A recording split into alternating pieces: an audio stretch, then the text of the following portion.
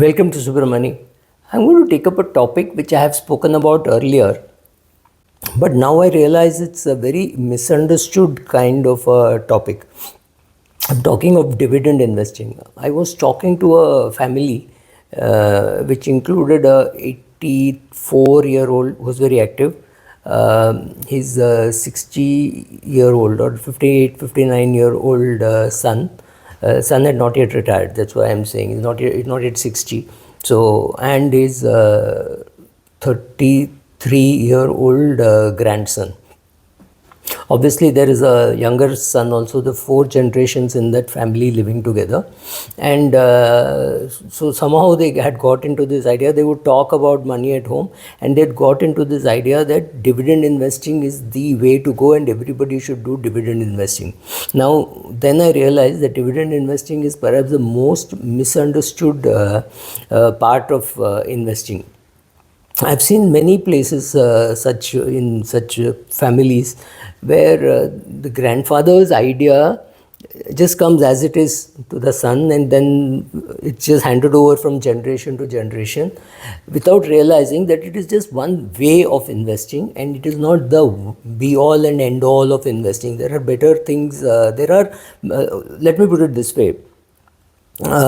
What can I say about dividend investing is a way of investing in companies which have cash surplus with which they don't need to do anything or they don't need to do much, and therefore they pay cash distribution. It's a return of profit to the people who hold the shares, right? So now let me take out some of the myths of dividend investing. In this case, the oldest person, the 84-year-old, had dividend income of about 16, 17 lakhs, and his wife had not much equity. She had some 5, 6 lakhs as interest income, right? So which means now the wife was going out of the tax bracket because the limit is 12 lakhs and the husband would be paying some tax. The son was on a very high paid salary, maybe CTC of 4 crores kind of thing. So son obviously had an equity portfolio, mutual fund portfolio, and yeah, that was about it. Some real estate here and there, not very significant in terms of investments. I mean, they were living in an expensive house, but not really a very real estate heavy portfolio. There was not much real estate, and the grandson was also working in a big accounting firm on a high salary and very little investments because of some restrictions on where he could invest, where he could not invest. So he had decided that he would not invest. So some of his money was lying in the bank and some money he had put in an index fund which he was told was very safe and on which he could depend. And he was also trying to create an equity portfolio in his mother's name or in his wife's name, right? So he wanted to do that because he could not hold equities directly. Now I said some things which they did not think I would say is, first, dividends increase your current taxation. So what is good for the grandfather who is 84 and perhaps for the grandmother who may be 76, 77, may not be good for the 33-year-old, right? And it is definitely not good for the son who is still working, right? Because you don't want to pay tax at the highest rates when you can. If you can't, then there is no choice, you have to still pay tax. But dividends increase your taxes. The first problem is dividend comes to you whether you want it or no. Like for the grandfather, I can understand some 10, 15 lakhs or 20 lakhs of cash flow is good. Maybe he needs it for his expenses, but his son was saying he does not need even that much for expenses because all expenses are being borne by the son. So the older person does not need any cash flow. So for him, having dividends is still okay because he was not going to pay too much of tax. With 17, 18 lakhs of taxable income, he was not going to pay much tax. But one thing which could have been done is some kind of tax planning by which if the wife had some shares, worth maybe 5 crores, and she got 5 lakhs of dividend income, or maybe she had 3 crores, out of which 3%, 2% would be 6, 7 lakhs. If she had as dividend income, that would still be tax free. That was one possibility. For the son, it did not make sense, because the whole dividend was getting taxed at 30% plus surcharge, right? So qualified dividends, dividends don't qualify for concessional tax in India. They qualify for concessional tax in the US. Maybe you pay 15% tax instead of the higher rate of, say, 25%, which you would be paying on other income. But it is definitely a publicly traded company, and you must be holding the stocks for X number of days, which in Indian context, that does not matter. If you buy a share and you get the dividend, you can do dividend stripping, which made sense once upon a time when the dividends were tax free, in the sense that you were not paying the tax, the company was paying tax. Even much before that, dividends were tax free up to some limit of, say, 7,000 or 10,000. Today those limits are not available, not even 1 rupee limit. Every rupee that you receive as dividend, you're going to pay tax on it. Of course, there will be a 10% TDS, that's not the problem, but you're going to pay tax on it at 30% slab. So what made sense for the 84-year-old did not make sense for the 58-year-old, and did not make sense for the 33-year-old who had very high taxable income. The son also was earning about 60-70 lakhs. I think 75 lakhs or something was his CTC. So whatever was the taxable amount, on that he was paying tax. The daughter-in-law was also earning, but maybe not that much, maybe about 50-55 lakhs. The wife of the son, that is the daughter-in-law, she was earning less. She was working in an NGO and maybe earning about 7-8 lakhs. So she was also going off the tax bracket now.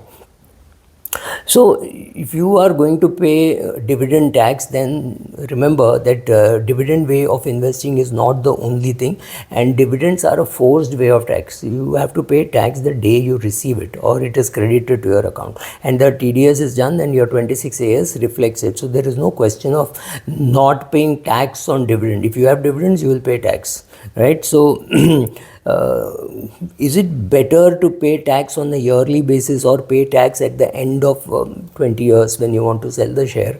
So should you go for a dividend portfolio, or should you go for a mutual fund with growth option? That's a difficult choice to make, also because you get a very low dividend yield. Maybe 1% dividend yield is what you get on some shares.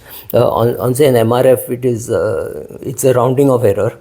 And on that only you pay tax. Whereas in the mutual fund, if you were to hold a mutual fund for such a long period of time, let's say you bought MRF at 800 rupees and today it is 1,45,000 or 1,50,000 rupees.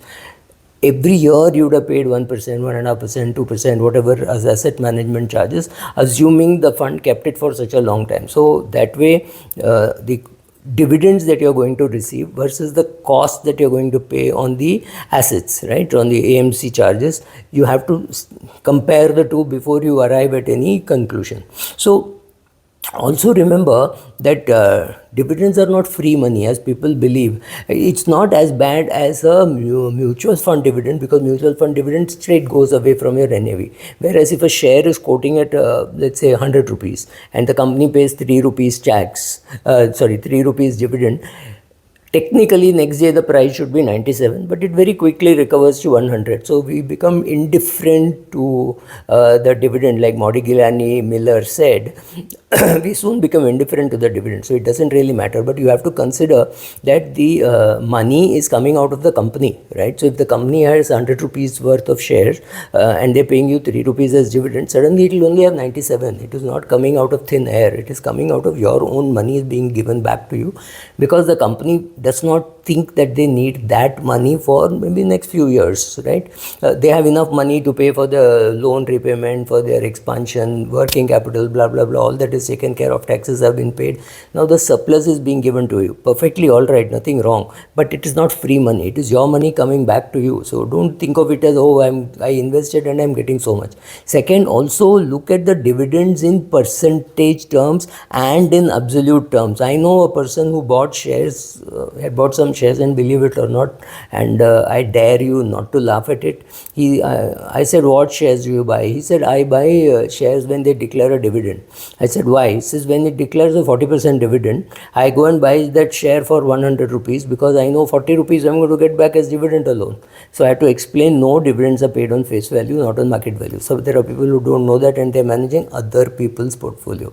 This was very dangerous. He paid a very heavy price for it. So you can choose when you want to be taxed by being in the growth option of a mutual fund, but please understand, my answer is going to be different for a 33-year-old, for a 55-year-old, and for an 85-year-old, right? Somebody who does not have much income, dividend makes sense. Also, one more thing is, when you believe that dividend way of investing is the only way of investing, then you start looking at dividend yield shares and think you should buy only that. Please understand, your total return is equal to dividend plus appreciation. So if I buy a company like, say, an Indigo, or even worse, a Zomato, which pays zero dividend, does it mean I don't get something? Of course I get something. I get the appreciation. I must have bought Zomato in the mid 80s or 90s, right? So now today it is, say, 300 rupees. So have I got anything in it as dividend? No. Have I got appreciation? Answer is yes. In shares like Indigo, they're still paying out some dividend. I don't really know much, but most of the gain that I've got is from appreciation. So some companies in some industries will be growing at a very fast pace and will not have money to pay dividends, right? Their money is being plowed back into the business, so they don't have money to pay dividends. So one way of looking at it is to say, oh, this company is boring, they have nothing else to do, and therefore they are paying dividend, which is a very negative way of looking. But in my portfolio, I have created a balance of everything, right? So I have some, because of the original cost at which I have bought a Coromandel or a Colgate or a HUL, the dividend yield looks very good on my cost. Not at current market prices. At current market prices, the dividend yields would be 1% or less than that. But I also have shares which give fantastic dividend returns, like, say, Coal India and things like that. I remember Coal India, when I bought it, I was getting almost a 20% dividend yield. Must thank COVID for these prices. But yes, I was getting a 20% dividend yield, and people are not willing to buy. And I was like pulling my hair, saying, why are people not buying? So there is a case for a dividend-based investing. There is also a case for investing in companies which don't pay dividend, because what you're going to get as your total return is zero dividend but lots of appreciation. In some companies, typically power companies or utilities, you're going to get a huge dividend and very little appreciation. This is how your portfolio will look like. So you have to have a portfolio where some of it is dividend and some of it is growth. Also, don't substitute dividends for bonds. If you want assured income, bonds are much better, because dividends are not guaranteed. Dividends can go up or go down.